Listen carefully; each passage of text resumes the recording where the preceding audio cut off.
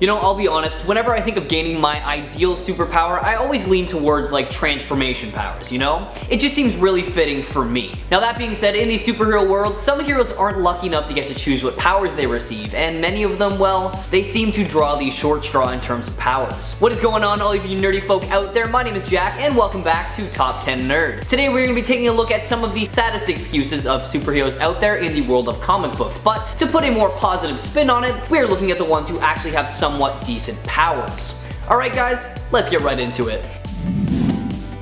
Number 10, Aquaman. Now I'll admit this one kind of started out as a joke, you know, because nobody likes Aquaman, but like, I'm not too far off when I say he's got some useful powers. So Aquaman isn't really all that useless. People only really think that because of the Super Friends cartoon, but if you look pretty much anywhere else, he is pretty badass and is often one of the few things able to defend the world against invasions of demons and such thanks to his trident. This is the reason that he's at the very beginning of this list today. Now that being said though, outside of the water, he is a little bit more vulnerable than he is when he's in the deep, but that doesn't make him any less of a threat for the baddies that he goes up against. Thanks to his Atlantean physiology, he possesses superhuman strength, stamina, and durability, alongside marine telepathy that allows him to talk and to command sea creatures, and he's also just a ruthless and capable fighter. No matter how much we all make fun of him, he has some pretty useful powers, so check him out in his first appearance in 1959's Adventure Comics number 260.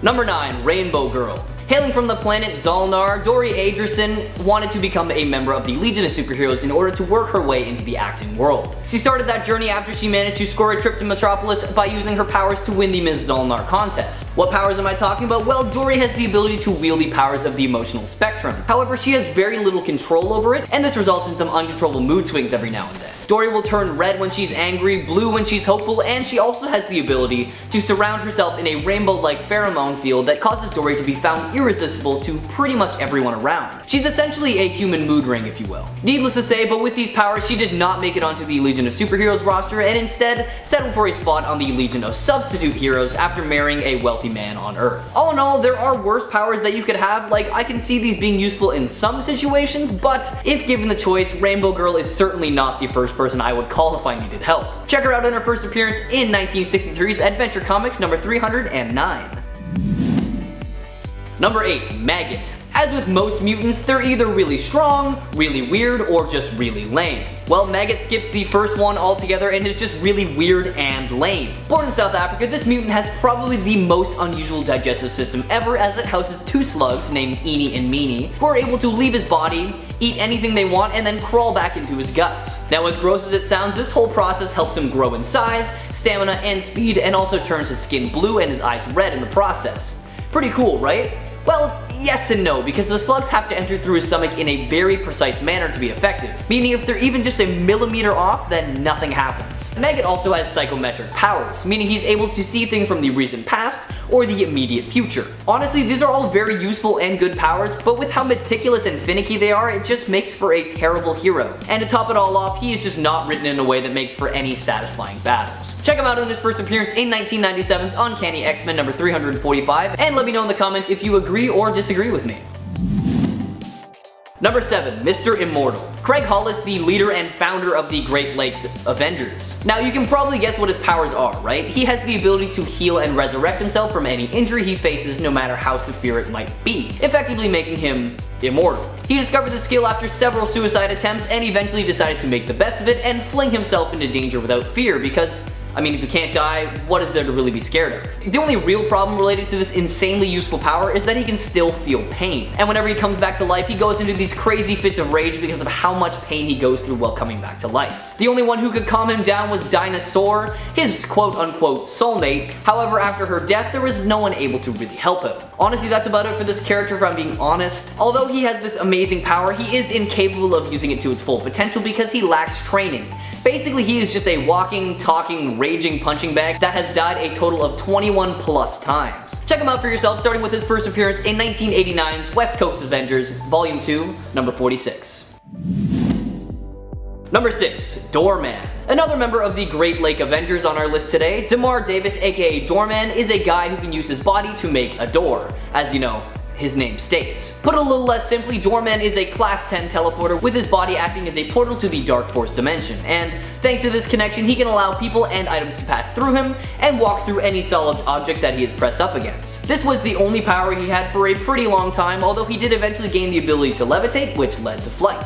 But in regards to his main power, it's pretty cool in theory, but it only allows people to go to the room or space directly next to them, which is great, you know, if you're trying to make a quick getaway to confuse someone, but if you need a quick escape to, you know, anywhere else, then I think you're out of luck. Also, in a world of superpowered beings who can literally break down walls, teleport long distances, and even just straight up pick locks, he's not the most useful to have on your team, you know?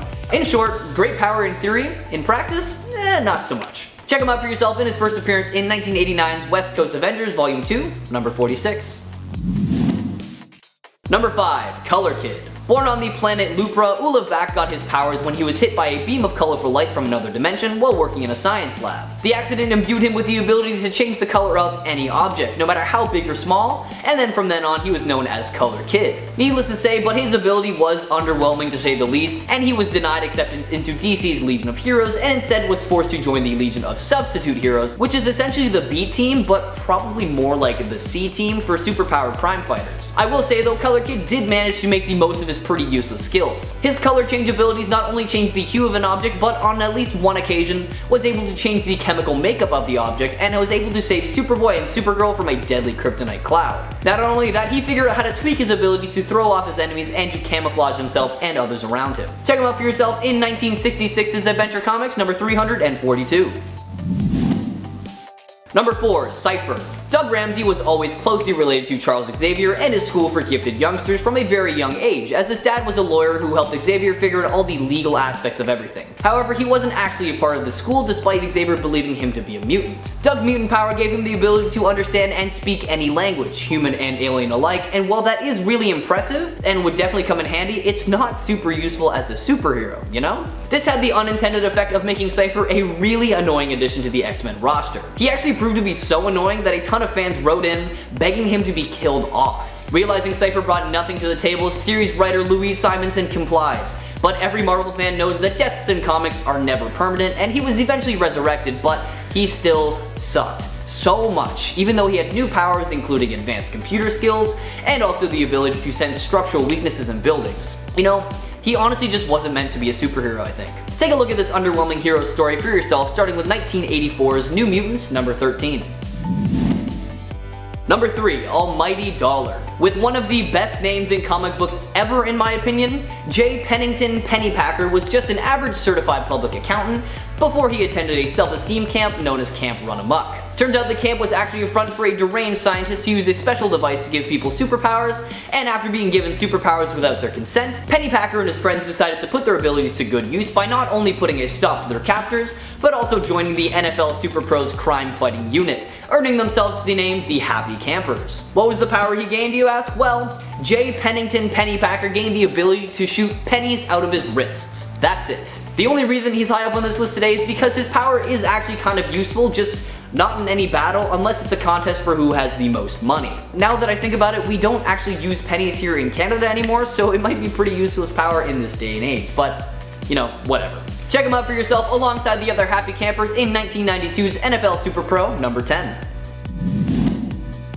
Number 2. Friendly Fire. Now, not a whole lot is known about Friendly Fire, as in we don't know his real name, and his origins are pretty up in the air. With the power to shoot bolts of energy out of his hands, this superhero had the ability to easily be Section 8's strongest team member, but as his name would imply, Friendly Fire could only strike his allies. Sort of. He was a terrible shot, so he constantly hit his friends and not the villains they were facing off against. Once a member of the hero team Section 8, which was basically just a big old group of heroes that nobody else wanted to team up with. I mean, come on, their members consisted of a guy who carried around a window to throw at people, and another guy who just welded dead dogs to villains. Friendly Fire really looked like a superstar compared to these guys. His final adventure was probably the worst out of all of them though, because instead of hitting the villain with his powers, he ended up just straight up blowing off his own head. Check out this tragic yet hilarious story for yourself in 1997's Hitman number 18.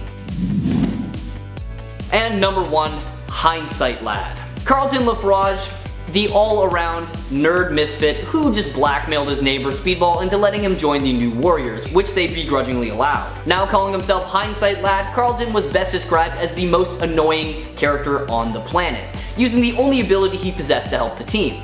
The ability to analyze how things could have gone better after a failed mission. Yep, that's right, Hindsight Lad was that guy. The know-it-all who only tells you what you need to know after it's too late to be of any use. During the Civil War arc, the powerless Hindsight suddenly became bigoted against his former New Warrior teammates, even running an anti-New Warriors website where he effectively doxed them by revealing their secret identities. Oh, and not to mention he laundered official Avengers funds to buy himself a new costume. I will give him this though, I guess this ability is kind of useful so you know what not to do next time, but from experience, I am really not a fan of people like this, so I would hate every second of being on a team with him. Check out probably the most punchable character in all of comic books in his first appearance in 1993's New Warriors Annual number 3. That'll be it for this video, everyone. If I missed one or more of your favorite useless heroes with useful powers, let us know in the comments below, and maybe we'll continue this list with a part 2. If you haven't already, subscribe to Top 10 Nerd to stay up to date on all things nerdy, and while you're at it, why not ring that notification bell so you know whenever we upload a video. As always, my name is Jack, thank you all so much for watching, and make sure to stay nerdy, my friends.